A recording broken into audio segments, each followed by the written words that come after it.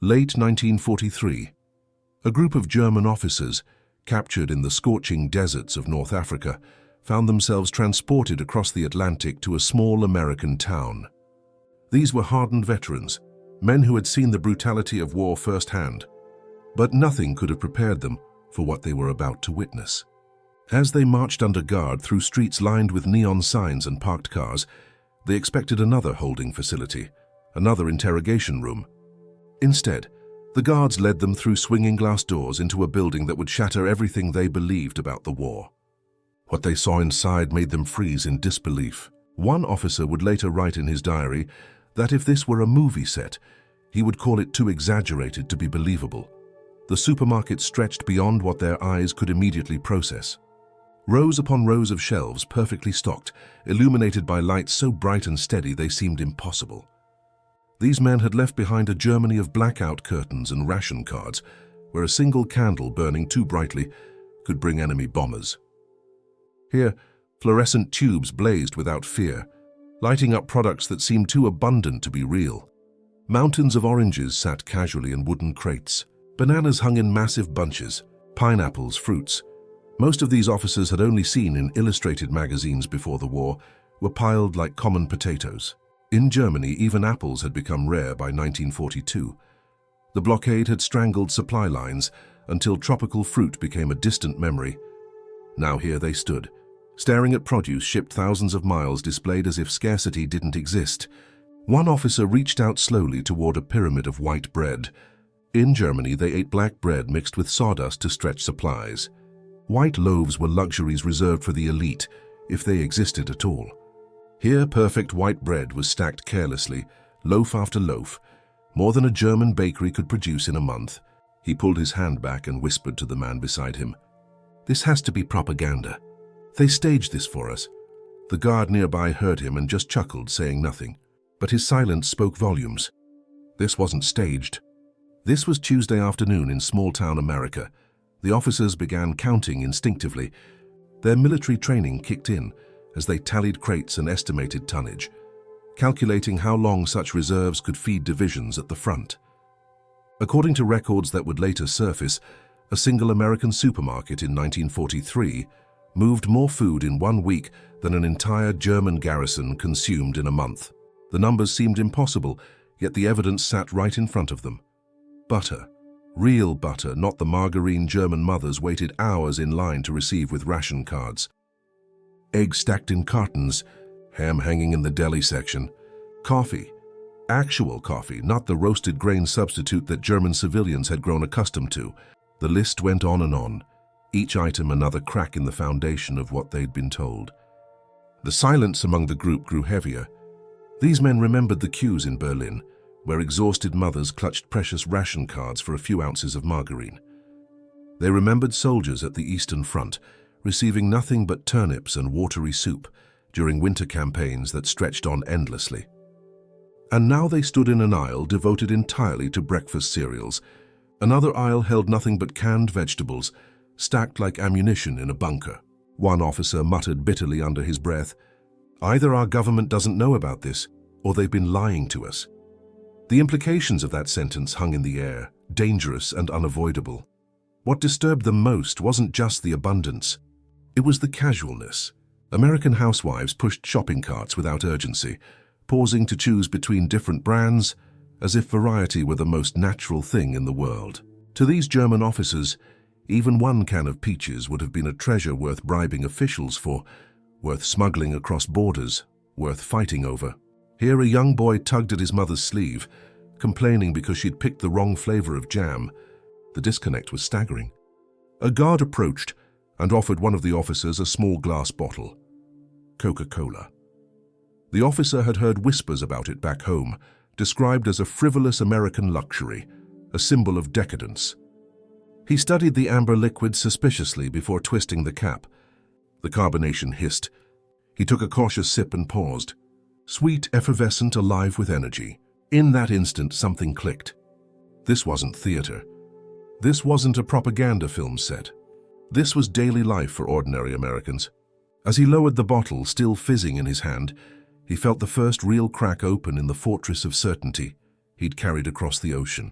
But what awaited them deeper in the store would widen that crack until belief itself seemed ready to crumble. The hum of refrigeration units pulled them forward. Along the left wall stretched what looked like a military arsenal, except instead of weapons, it held thousands of tin cans. Stacked with precision that would make a Prussian general proud, can after can lined the shelves. Bright labels promised peaches, corn, beans, soup, coffee. Then something caught their eye that left several officers murmuring in shock. Dog food. Food specifically prepared for animals, packaged in tins with colorful labels that looked finer than what German citizens received for themselves. In Germany, table scraps barely sufficed for soldiers. Pets had become unthinkable luxuries. Here, Americans mass-produced food for dogs with better packaging than what the Reich provided its people. Colonel Hans Richter, a career officer raised in the rigid Prussian military tradition, stopped mid-step. He would later record in his diary that the enemy's arsenal wasn't just steel and oil. It was shelves that never ended. If these cans were real, then their war machine couldn't be exhausted by traditional means. The mathematics supported his observation. American factories were producing over 40 billion cans of food annually, more than 20 times Germany's entire wartime output. Each supermarket represented not just a retail shop, but a node in a vast network of preservation, distribution, and consumer choice that operated with mechanical efficiency. Behind glass refrigeration cases, thick steaks lay marbled and red, their quality visible even through the condensation. Sausages coiled like ropes in neat rows. Blocks of cheese stood taller than military helmets. In Berlin, desperate people bartered gold rings for a few ounces of butter. Here, children spent pocket change on cheese they might not even finish. Fresh milk sat in glass bottles, chilled and ready. Bacon slices were sealed in paper, perfectly preserved. Germany had struggled to provide basic rations even to elite troops during brutal winters on the Eastern Front. American civilians, untouched by invasion and untouched by genuine scarcity, debated which brand of butter tasted better. A young lieutenant named Eric whispered to his comrade, his voice barely audible over the hum of refrigeration, "If our soldiers saw this, they would ask why they bled at Stalingrad." His words carried the weight of a terrible realization. The war had been framed to them as a struggle for survival, a desperate defense against starvation and destruction. But here stood proof that one side had been fighting from a position of such overwhelming abundance that even their civilians lived better than German soldiers at the front. The surplus wasn't just impressive, it was painful. Entire sections of the store were devoted not to necessity, but to preference. Not just food, but choice. Not just survival, but selection. The officers had been taught that American abundance was an elaborate illusion, carefully constructed for propaganda photographs that would never reflect reality. Yet the logistics, they observed, went far beyond anything that could be staged. They watched store clerks restocking shelves at a steady pace, suggesting warehouses just blocks away that were overflowing with inventory. Delivery trucks arrived outside, engines rumbling, unloading crates that disappeared into back rooms before emerging on shelves within hours. According to shipping manifests that would later be studied by military analysts, even a small-town supermarket in Texas received more weekly deliveries of meat and grain than the German Sixth Army had at the height of its campaign in Russia. The numbers spoke more clearly than any propaganda speech. The Reich had no answer to such rivers of supply. One officer clenched his fist behind his back, his knuckles white with tension. If just one of these stores existed in Berlin during the blockade, the people would worship the Führer, he muttered. They would adore him without question. But here these Americans don't even notice what they have. They take it for granted. The observation cut deeper than he intended. Their abundance had made Americans indifferent to what Germans would have killed for. As they moved through another aisle, the officers expected more of the same. More shelves, more overwhelming variety, more impossible surplus. What caught their attention next wasn't what was stacked on shelves, but what illuminated them. Overhead glowed rows of fluorescent tubes, steady and unblinking as artificial daylight. The light was so bright it made the tin cans shimmer like precious metals. For men who'd grown up under nightly blackouts, where even a cigarette's ember could draw an air raid and bring destruction, such uninterrupted brilliance felt almost supernatural. They tried to focus on the food, but they couldn't shake another realization creeping into their minds. The lights themselves carried a lesson, one that would hit harder than fruit or meat ever could. Their eyes kept drifting upward. Light bathed every corner of the supermarket without shadows, as if the sun itself had been captured and forced to serve indoors. These weren't the flickering gas lamps of their childhood or the weak bulbs they remembered from Berlin before the war. These were fluorescent tubes, long and white and mercilessly bright. In Germany, entire districts fell dark at the sound of air raid sirens. Cities had been dimmed to shadows by government decree. Factories hid beneath camouflage nets. Street lamps were extinguished every night without exception. Here in wartime America, the supermarket glowed with the confidence of a nation that feared no nightly bombing raid. Lieutenant Karl Brenner, who had once coordinated supply logistics in occupied France, murmured to himself, "One bulb here burns longer than our lamps in the command post burned in a week. If this light is real, then so is their power." Then came another sound beneath the hum of conversation and shopping carts, a constant low hum rising from refrigerated cases along the walls. Invisible fans spun. Compressors kicked in with a rhythmic pulse. The officers realized that the meat and dairy weren't just kept cold during business hours. They were preserved day and night by machinery that never stopped, by electrical power that flowed without interruption. The statistics would have staggered them if they'd known the full scope. America consumed over 170 billion kilowatt-hours of electricity annually, more than the entire Axis powers combined. Germany, crippled by coal shortages and bombed-out power plants, rationed electricity so severely that factories often shut down completely at dusk. The Reich built tanks and planes, but its cities flickered uncertainly in the darkness. Electrical power drained entirely by the war machine's demands. By contrast, America spent power casually on keeping milk cold, butter fresh, and ice cream frozen for civilians, all while still fueling massive fleets of bombers, tanks, and ships abroad. One officer pressed his palm against the cold glass of a refrigeration case. For the first time in years, he felt the chill of genuine abundance.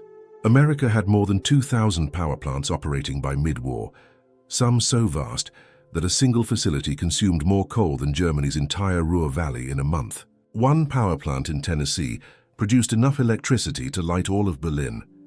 They had been told repeatedly that the Reich would triumph through discipline and sacrifice, through superior will and determination.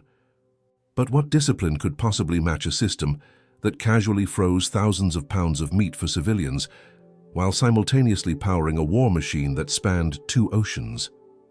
Colonel Richter, the eldest among them, and the most rigid in his beliefs, whispered bitterly, "If every household in America shines like this, then we're not fighting an army. We're fighting a continent of light." The metaphor was more accurate than he realized. The war wasn't just being fought with bullets and bombs. It was being fought with kilowatts and supply chains, with electrical grids and refrigeration systems, with the unsexy infrastructure that kept a nation fed and powered, while it simultaneously projected force across the entire globe. Through the wide glass doors at the back of the store, movement caught their attention. A refrigerated truck reversed into the loading dock, its cargo visible through the open trailer doors. Crates of butter and milk, delivered as casually as one might deliver coal or lumber. The men glanced at each other, silent communication passing between them. In Germany, trains starved for coal sat idle on tracks. In Russia, whole divisions had perished in the snow for lack of bread and supplies. Yet here, refrigerated trucks rolled daily into small towns across America, their engines humming with the promise that the shelves would never empty, that the abundance would never stop flowing. They exchanged no further words. What was there to say? How could any doctrine of scarcity, any ideology built on sacrifice and deprivation, survive in a land where power and transportation pulsed together like twin arteries feeding an unstoppable empire? And they'd only seen the surface. The loading dock doors had opened a window into something even greater. The machinery of movement that carried this abundance across a continent wider than all of Europe. The truck pulled away, and another immediately took its place. Workers unloaded crate after crate with practiced efficiency. The officers watched, trying to comprehend what they were seeing. The truck itself seemed unremarkable to American eyes, just another vehicle painted in company colors, its trailer insulated for cold storage. But to men accustomed to chronic scarcity, it represented a revelation. This wasn't a military convoy, It wasn't a government ration truck requisitioned for emergency supplies. It was one of thousands, part of a civilian network that ran with the punctuality of an army and the scale of an empire. In Germany, trains clogged with troop movements and strangled by coal shortages had reduced civilian supply to a trickle.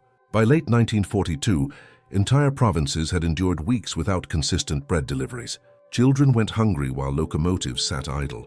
Here in wartime America, refrigerated trucks arrived daily at every small-town supermarket, maintaining the flow of perishable goods across impossible distances. Lieutenant Brenner's diary would later capture his astonishment in stark terms.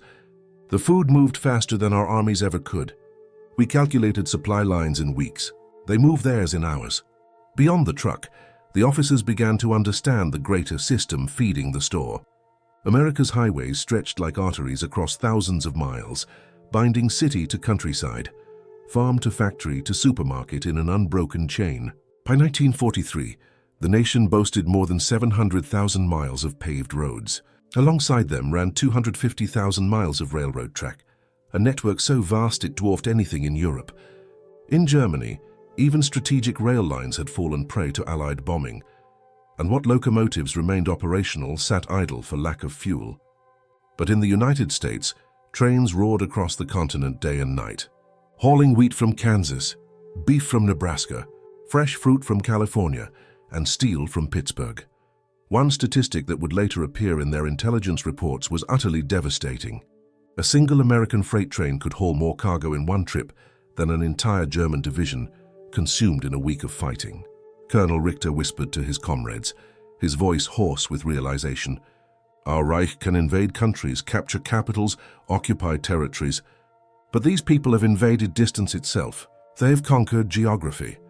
The scale was simply incomprehensible. In 1943 alone, American railroads moved more than 745 billion ton-miles of freight. Germany's struggling rail network, even at its peak, barely managed 60 billion. Even if the Wehrmacht had somehow captured Moscow or Cairo, even if they'd achieved every territorial objective, how could they ever match an enemy whose transport capacity alone dwarfed entire continents? The officers had been raised on the legend of Blitzkrieg, the lightning war where rapid armored thrusts outpaced the enemy's ability to respond.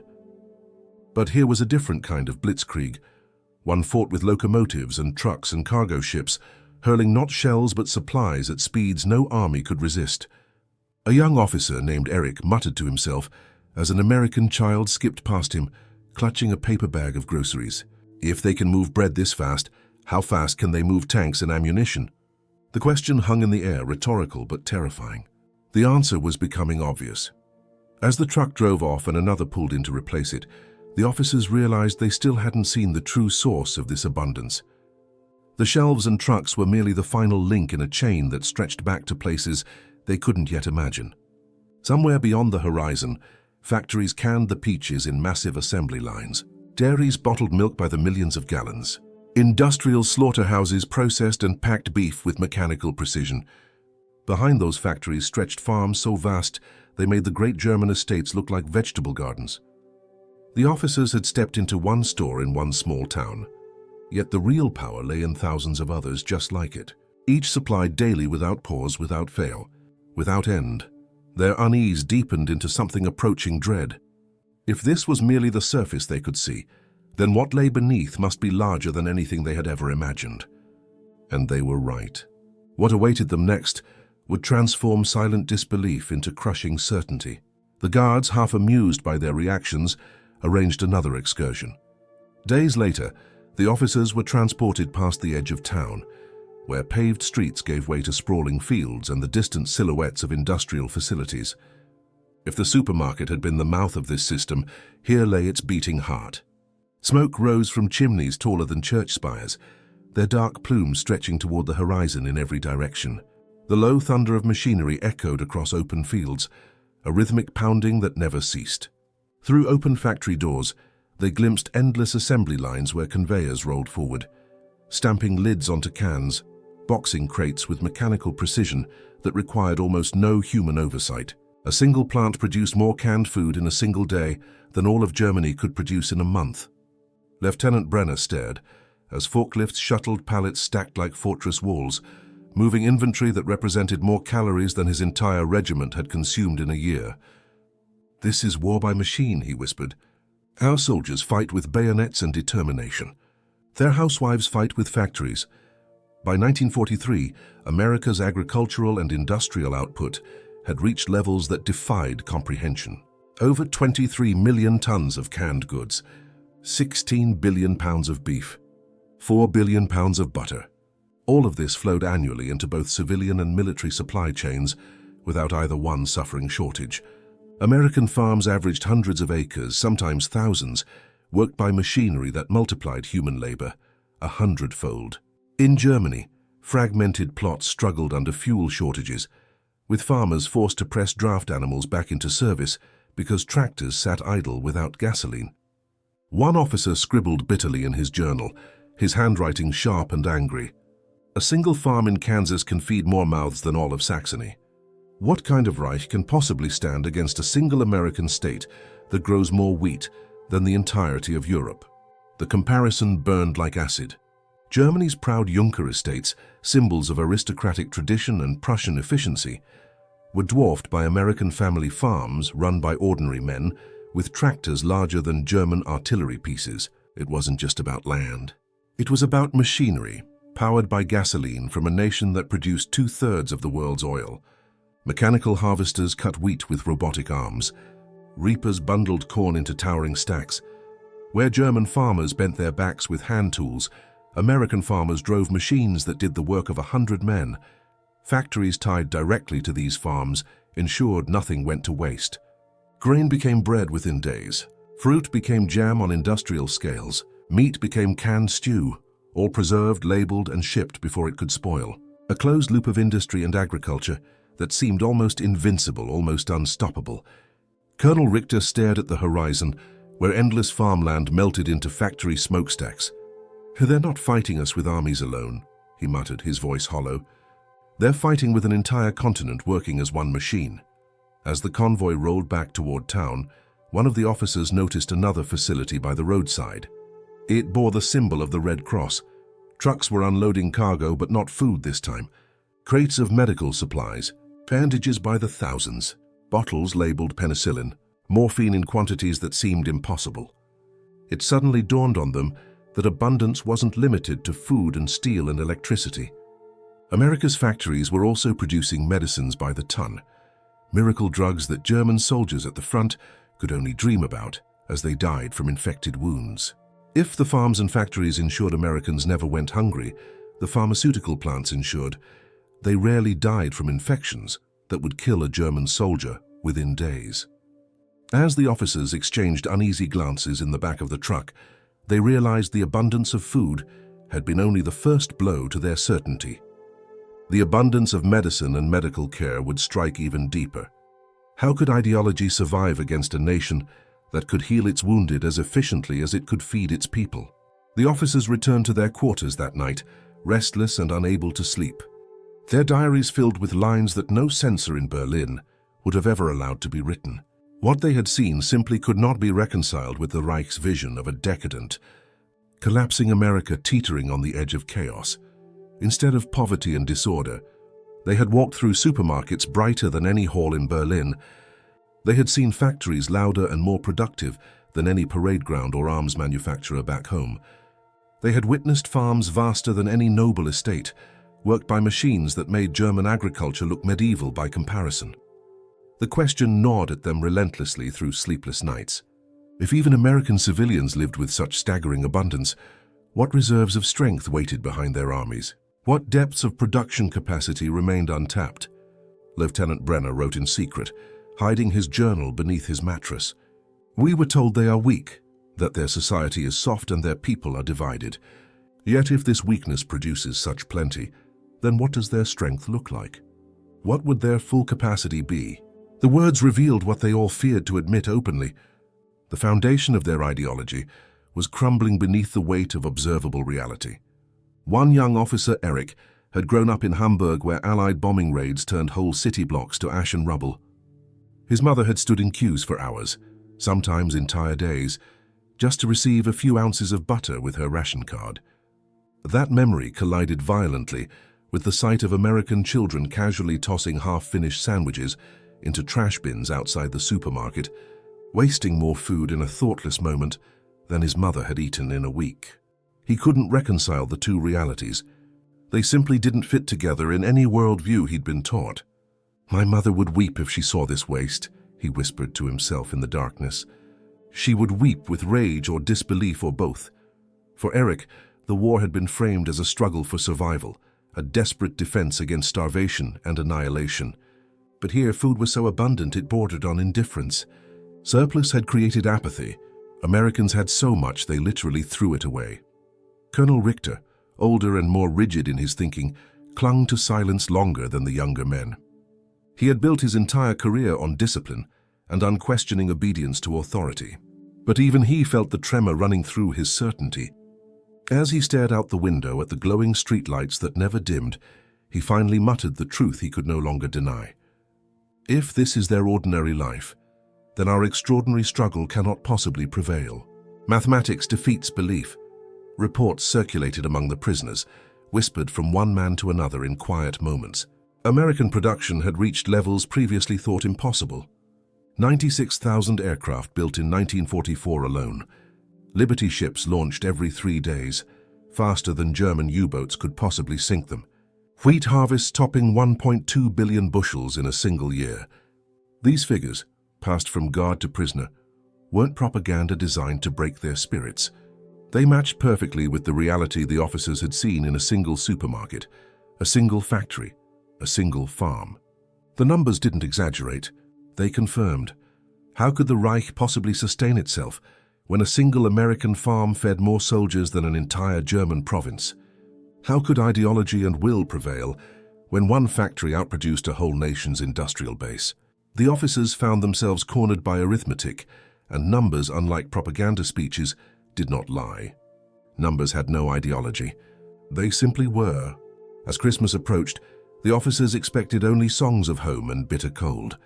Instead, they watched with confusion and growing emotion as American families began delivering parcels to the prisoner of war camp, tobacco, sweets, even hand-knitted scarves meant for men who'd been trained to see Americans as the monstrous enemy.